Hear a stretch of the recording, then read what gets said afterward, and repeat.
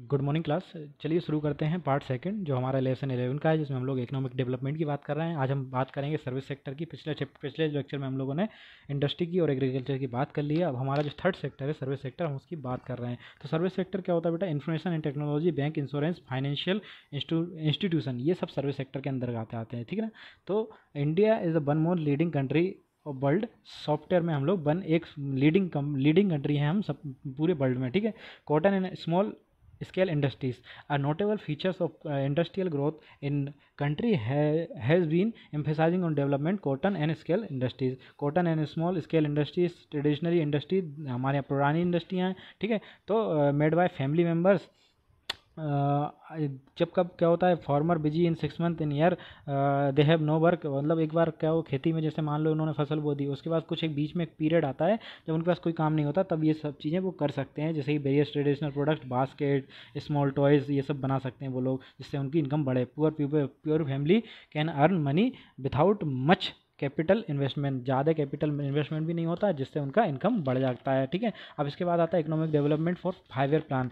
तो हमारे पास क्या होता है, इकोनॉमिक 5 ईयर प्लान होते थे बेटा, जो हमारी गवर्नमेंट के द्वारा चलाए जाते थे। 1950 से स्टार्ट हुए थे ये, और अभी है ना ये 2015 में बेटा, इसमें डाटा नहीं लिया है, 2015 में, जनवरी 2015 में इसको 5 ईयर प्लान को चेंज करके नीति आयोग बना दिया गया है। नीति आयोग भी वही करता है जो काम 5 ईयर प्लान उनमें होता था, वो भी एक गवर्नमेंट को सलाह देता है। ठीक है ना। अब हमारा जो लास्ट प्लान था वो 11th प्लान था। उसमें देखो 2 फिक्स्ड डेवलपमेंट गोल, मतलब एक फिक्स्ड डेवलपमेंट गोल होते थे सेट, उन्होंने उसमें प्रायोरिटी सेट की जाती थी, हमें गरीबी हटाना है या इंडस्ट्री डेवलपमेंट करना है, इस तरीके से। To make maximum use of available resources, जो हमारे पास रिसोर्सेज हैं उनका मैक्सिमम यूज़ कैसे किया जाए।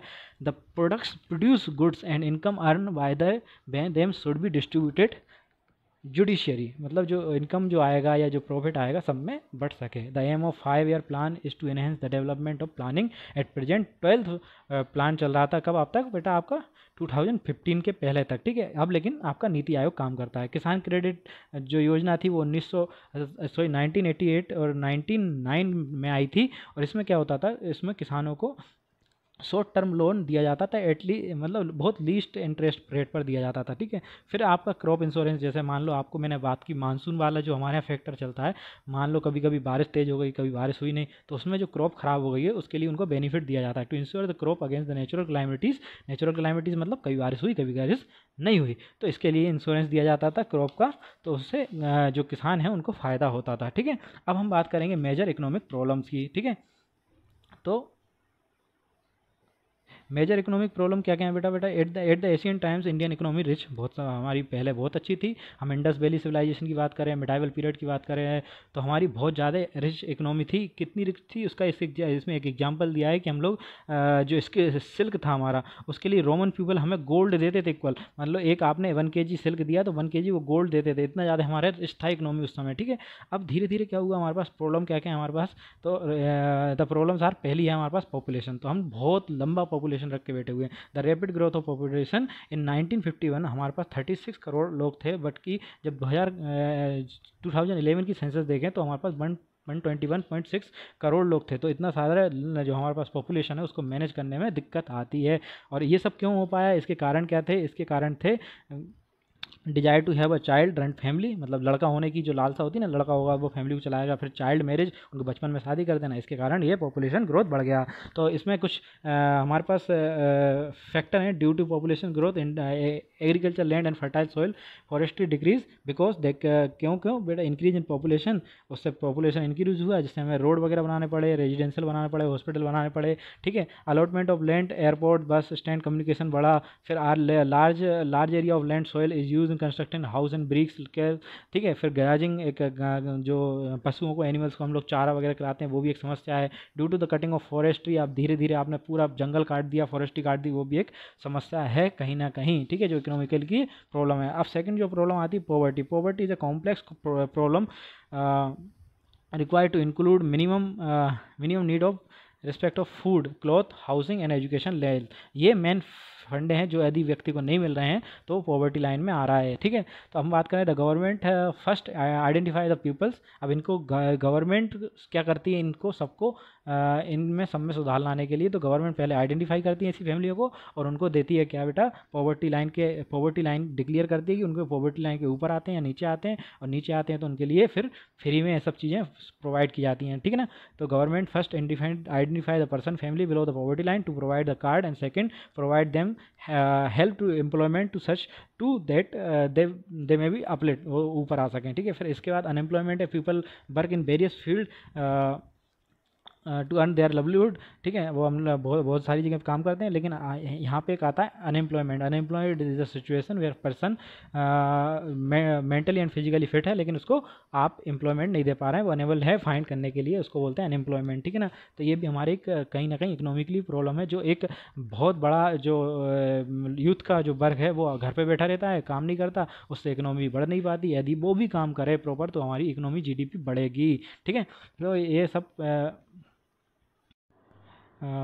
they do not want to take their traditional family profession. In fact, there were not much employment facility available in government and private sector.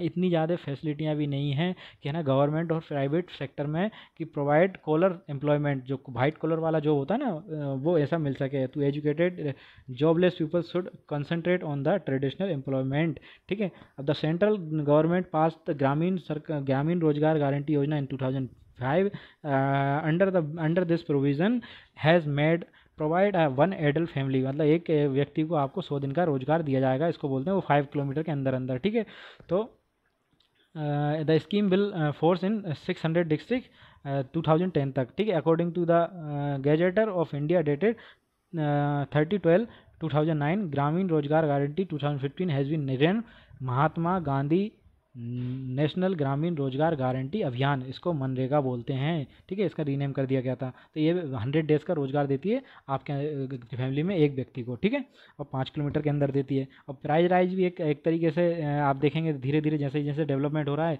और हर चीज़ का price बढ़ रहा है। ठीक है, तो वो भी एक समस्या है कहीं ना कहीं इकोनॉमिक डेवलपमेंट, इकोनॉमिक कंडीशंस के लिए। ठीक है, The continuous and uncontrolled prices rise lead the economy of crisis, poor become poor, जिससे पुअर और पुअर होते जाते हैं, अमीर अमीर होते जाते हैं, तो price increases, economy equal to the poverty with the sincere effort of government and citizens price can be brought under control. अगर गवर्नमेंट और सिटीजन्स के द्वारा कंट्रोल किया जाए तो वो कंट्रोल में आ सकते हैं। लास्ट टर्म है बेटा corruption to be one of the work people pay the case for the person any agency, this is called corruption. आप किसी भी एक जगह पे काम कर रहे हैं, गवर्नमेंट ऑफिसर हैं, गवर्नमेंट सर्वेंट हैं, और आपको कोई एक नॉर्मल सिटीजन एक व्यक्ति आता है आपके लिए पास काम लेकर, अगर वो आपको पैसे पे करता है उस काम के लिए जबकि वो काम फ्री है तो वो करप्शन के अंदर आता है। ठीक है ना, stealing the tax also the कम, आप टैक्सेशन भी चोरी करते हैं तो वो करप्शन ही है एक तरीके से। ठीक है, you have read that corruption in news paper often both of the who पे एंड वन हु रिसीव, ये दोनों क्रिमिनल होते हैं। जो पे करता है वो भी क्रिमिनल है और जो